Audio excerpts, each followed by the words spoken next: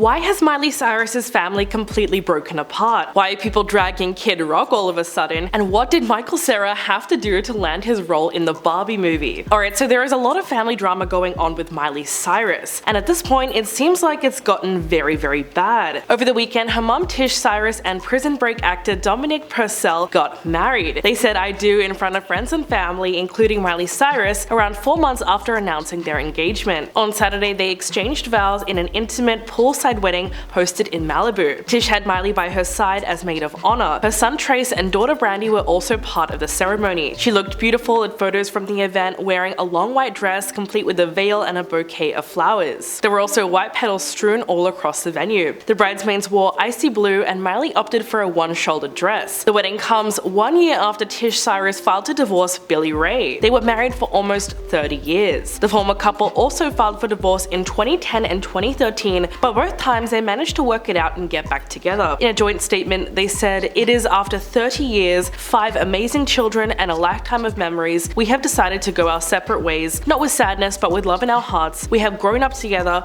raised a family we can be so proud of, and it is now time to create our own paths." So clearly they're both just trying their best to move on and go their separate ways. But Tish's new marriage really put the spotlight on Miley's relationship with her father, because it's been said that they are no longer on speaking terms after they had a massive falling out. The two of them used to be very close, especially considering that they worked together during the Hannah Montana days. But it was apparently Billy Ray's engagement to Fire Rose that put a strain on their relationship. According to an inside source, Miley is all about peace, but she didn't agree with some things that her father has done. It really escalated and they are not on good terms. And it seems like she has a very solid reason, because she does not approve of his new relationship. Apparently Fire Rose is only 1 year younger than Miley, and Billy allegedly met her on the set of Hannah Montana, which is shocking if it's true. The 61-year-old singer soon-to-be wife goes by the name of Fire Rose. The blue-eyed blonde is a singer-songwriter from Sydney, Australia, and she's said to be somewhere around 29 years old. There is some confusion about her age, though it has been confirmed that she is in her late 20s. Unfortunately, Fire Rose did confirm the story about how they met. She went on live with Kelly and Ryan in 2021 and said, "We actually met 10 years ago on the set of Hannah Montana. Since then, he's been a phenomenal supporter of my music." She went on to say, "He's just really believed in me and continued to tell me to pursue my dreams no matter what and not give up. The music industry is not easy, but he's been a really incredible support." According to one source, Billy Ray and Fire Rose have been dating for a while, but their relationship didn't begin while he was married to Tish. It's been said that the pair grew close together while they were working on music. Word spread when the young singer uploaded a photo of them together with her arm on his shoulder, and then people were very quick to point out the giant ring that she was wearing. That was really all it took for Twitter to call out this relationship. To be fair, the age gap between them of more than 30 years is certainly enough to raise a few eyebrows, especially considering that she's younger than his own daughter. But the allegations only become serious when we think about the fact that they first met when she was around 14 or 15 on the set of Hannah Montana. Though it's not always fair to automatically assume that couples with large age gaps were brought about with bad intentions. And some people say that Fire Rose is now old enough to make decisions on her own, and she seems incredibly happy to be with Billy Ray. But others have pointed out how strikingly similar she looks to Tish Cyrus, and the resemblance is a little uncanny. At this point, it's obvious that Miley is going to feel some type of way about their relationship, but the fact that this rift has extended to her whole family is crazy, because her sister Noah Cyrus and Brayson Cyrus were very clearly not at Tish's wedding. On Twitter, someone made a post saying Noah Cyrus and Brayson Cyrus spending the day together at Walmart in LA during Tish's wedding. Hope Miley, Tish, Brandy, Trace will ignore her wedding too. She's also wearing a Billy Ray t-shirt to make fun of Tish Cyrus's wedding day. So it really seems like the entire family has broken apart over this issue,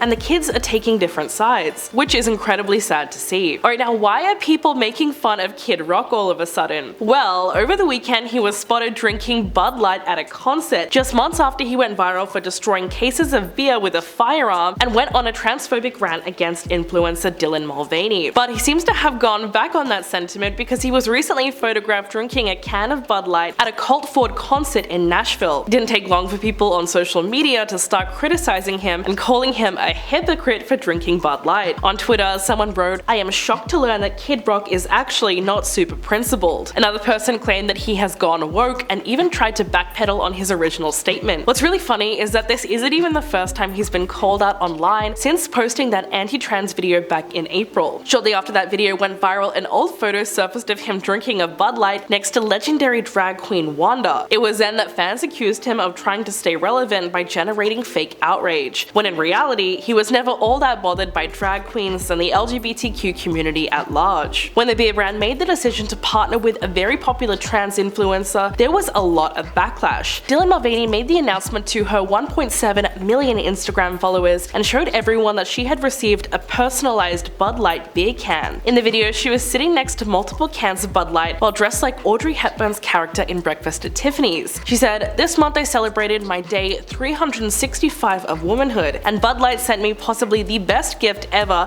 a can with my face on it. This wasn't on my bingo card, but it's now my most prized possession." In another video from the campaign, she could be seen holding a can of Bud Light while sitting in a bubble bath and dancing. Dylan became internet famous when she decided to document her transition over the past year. Every day she would make a video talking about the new things she's learned about girlhood. This partnership was initially met with an outpouring of praise. Fans posted messages of congratulations, and one person wrote, "Guess I have to start buying Bud Light again." People tweeted things like, "We love Dylan" and "Trans rights are human rights." But not everyone was celebrating. In fact, the campaign received an overwhelmingly negative response, and a lot of it was down to people who say that they used to drink Bud Light. They insisted that they would never drink another can again and threatened to boycott the brand. Out of those people, the loudest was Kid Rock, who decided to take his anger out on a box of Bud Light cans. He posted a video wearing a zip hoodie and a white MAGA hat, and the whole thing was almost comedically embarrassing. At one point he says, "Grandpa's feeling a little frisky today. Let me say something to all of you and be clear and concise as possible." He then starts firing at 4 packs of cans with a rifle and flipping off the camera. At this point he turns around and says, "F Bud Light, have a terrific day." What's really funny about all of this was the fact that those 4 large boxes of Bud Light were probably worth around $22 each. This means that in order for him to take out his frustration, he probably would have had to pay almost $90. Not only that, it was just a waste of beer. And unsurprisingly, that video was relentlessly mocked on social media. At the time, people wrote things like, "Imagine how sad your life has to be to spend time doing this, and you actually had to buy beer before you showed your ignorance." Another person wrote, "What a bizarrely hateful and violent reaction to Budweiser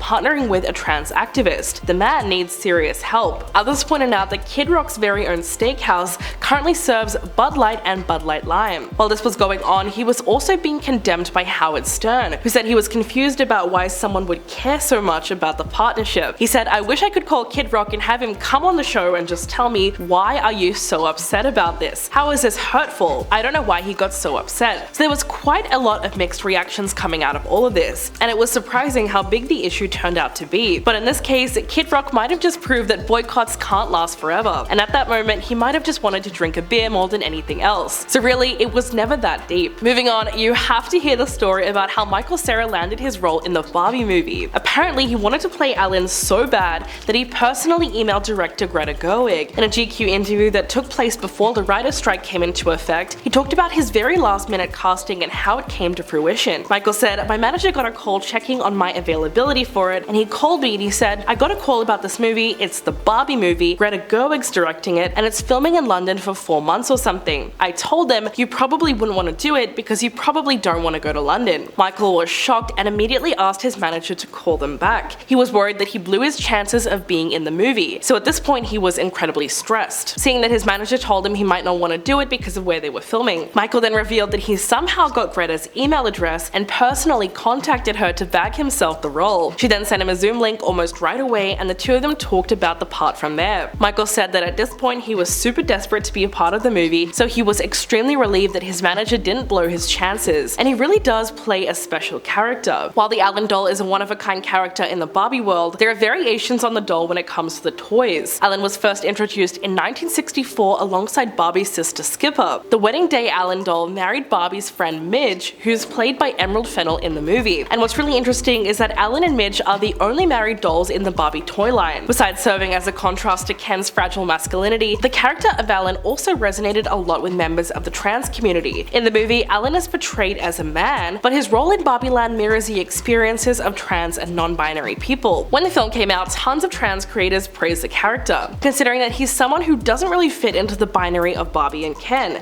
aka man and woman. Allan exists as a separate entity, and he's not defined by the gender roles in their world. He fights for the Barbies and he admires the Kens, but is neither one of them at the same time. He is his own person. The movie mostly focuses on women's empowerment and freedom from from patriarchal structures, but characters like Allan still leave room for queer and trans people to see themselves represented on screen. So it was an incredibly important role and one that Michael Cera did perfectly. There's no surprise that the Barbie movie is going to be one of the highest grossing movies of all year. It already blew way past box office expectations and hit $1 billion in box office revenue just 3 weeks after its release, with $460 million of that being earned in the US alone. And pretty soon the Barbie movie will almost certainly have passed the Super Mario Bros. Movie, and that will make Greta Gerwig's Vision the highest grossing movie of the year. And that says a lot about the cultural impact of the movie and how much it's going to have. So have you seen it, and if so, what did you think of it? Please let me know in the comments below, and I'll catch you guys in the next one.